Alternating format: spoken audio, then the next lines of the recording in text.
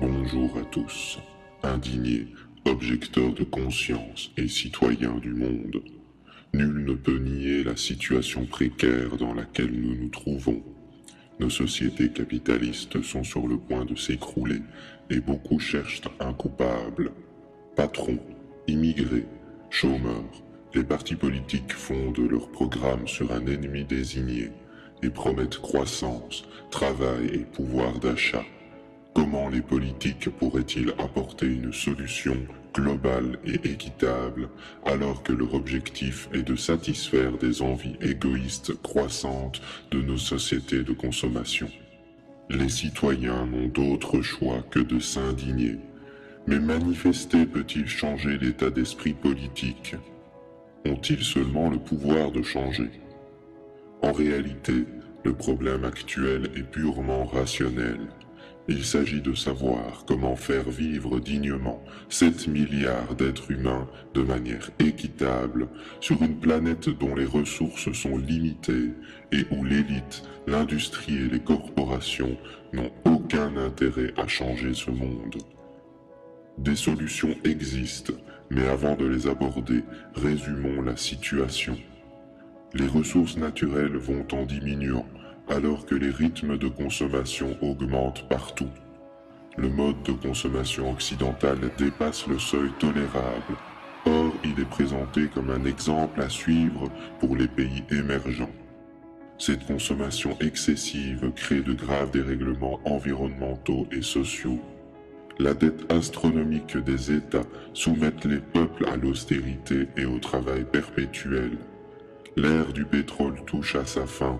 Or, notre économie tout entière repose sur son abondance. Ces constatations ont un dénominateur commun, le principe de croissance. En effet, chaque acteur économique est soumis à l'obligation de croître indéfiniment pour survivre. Mais plus la production croît, plus les ressources se font rares. Sans pétrole, maintenir la croissance de l'Occident n'est pas possible. Pourtant, sans croissance économique, la dette n'est pas remboursable et les peuples sont soumis au travail éternel.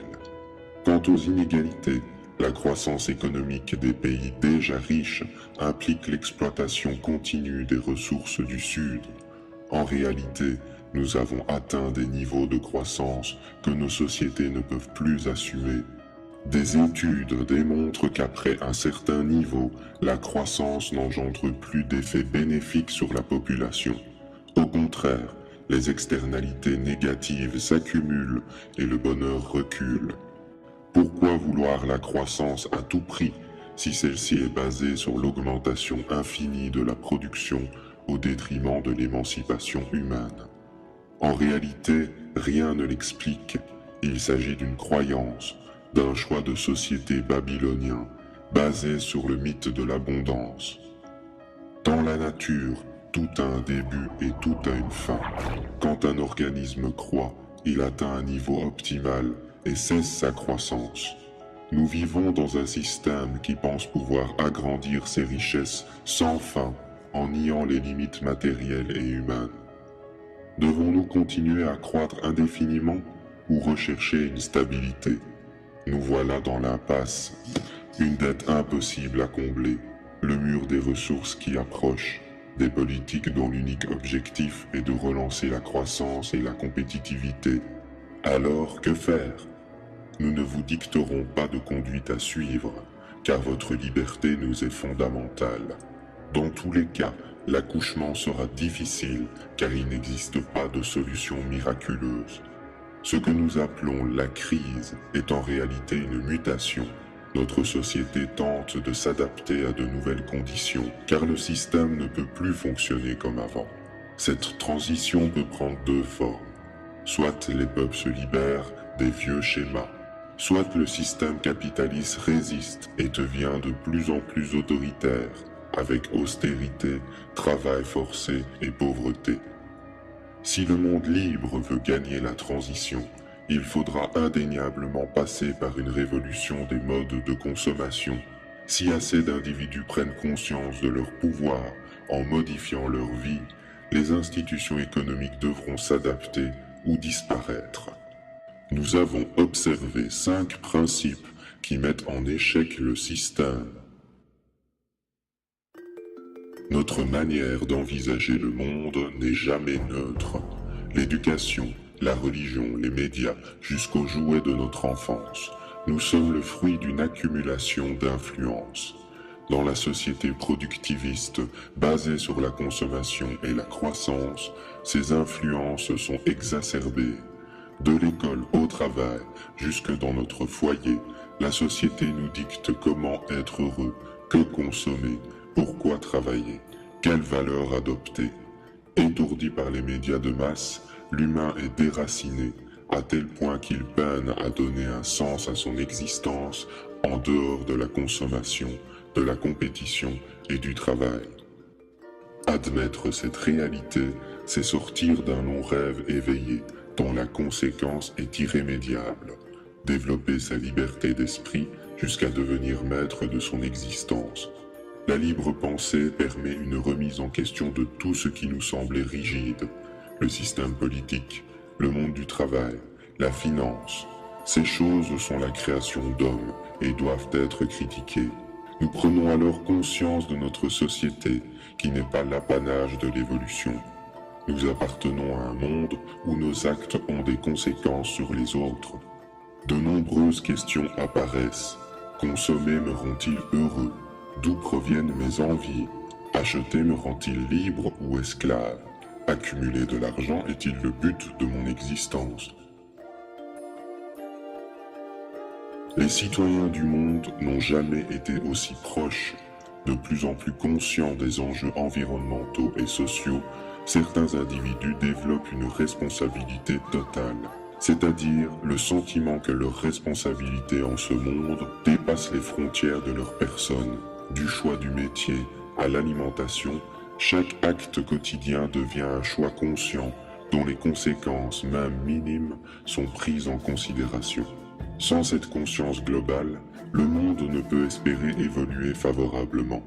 Voir le monde dans sa globalité ne signifie pas faire l'impasse de nos libertés locales ou de se soumettre à un quelconque ordre mondial aux objectifs douteux. La conscience globale et le libre examen vont faire apparaître 3 types de comportements qui mettent à mal le système. Il y a dans ce monde 2 types de progrès. D'abord, celui qui répond au jeu de la compétition dans le monde marchand. Chacun se bat pour créer un smartphone plus intéressant que les autres, des armes plus destructrices ou du papier WC plus résistant. Dans ce contexte, on ne parle pas de progrès, mais d'innovation, de nouveauté ou d'effet de mode. De plus, ce savoir n'est pas libre. Les compagnies se battent farouchement pour garder secret l'information. En parallèle, il y a le progrès éthique. Certains sacrifient leur temps, leur argent et leur intelligence dans une idée qui sera profitable à tous. Leur motivation n'est pas l'enrichissement personnel, mais l'émancipation du monde. Le phénomène peut s'observer dans tout type de profession. Chercheurs, instituteurs, inventeurs, fermiers ou simples citoyens vont s'efforcer de penser pour un avenir serein. Il s'agit par exemple de la permaculture, de l'open source, des objecteurs de croissance, de toute invention dont la durabilité est réelle, des chartes éthiques ou des initiatives d'information telles que celle-ci. Chacun peut agir à son propre niveau, sans entrer dans une logique prédatrice, et ceux qui ne s'en sentent pas capables peuvent soutenir les initiatives qu'ils croient justes. La gratuité, le don et le bénévolat financent le monde libre. Ces innovations éthiques sont primordiales pour construire le monde d'après.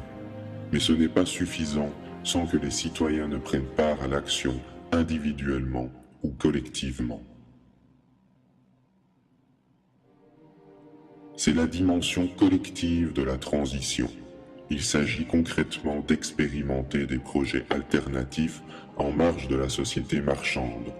Le but, s'organiser ensemble localement pour créer des espaces imperméables à la logique financière, marketing ou industrielle. Tout type de mouvement existant comme les créatifs culturels peuvent y participer. Pour autant, cela n'implique pas de se couper du monde et devenir intolérant.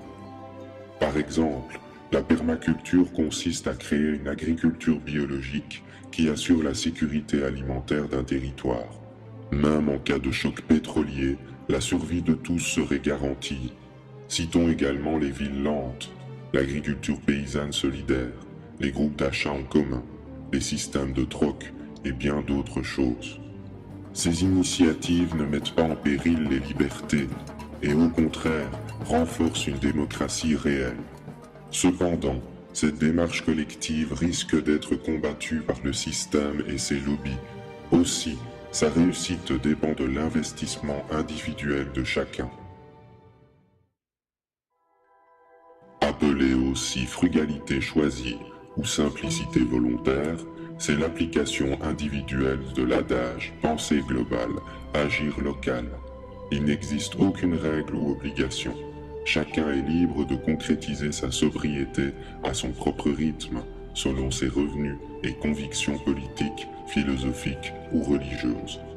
La seule base commune est la prise de conscience de la démesure du système. D'une manière générale, c'est un désencombrement matériel, un rejet de l'hybris, un refus du mode de vie babylonien. Chaque acte quotidien devient dès lors une opportunité de lutter. Certains vont adopter une automodération profitable à tous, même si les effets ne sont pas visibles maintenant.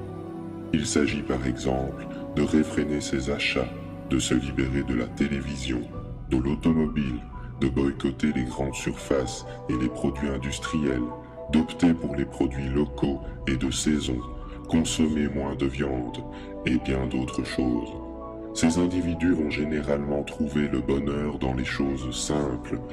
D'autres se créent un bouclier contre les désirs superficiels créés par la société de consommation. Ils apprennent à penser par eux-mêmes, à ralentir leur mode de vie, à s'octroyer du temps libre pour leur famille, leur conscience ou la nature.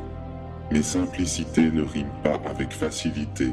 Cela exige des efforts quotidiens et des sacrifices en termes de confort matériel, sans pour autant s'obliger à vivre dans la misère. Tous déclarent voir leur bonheur augmenter. Liberté, conscience, éthique, solidarité et sobriété. Ces 5 éléments teintés de tolérance peuvent être à la base d'une révolution culturelle non violente où la somme des comportements individuels et collectifs peut faire basculer la société vers un stade supérieur en déstabilisant les principes erronés de la croissance. Notre liberté est à ce prix pour un avenir serein. Merci.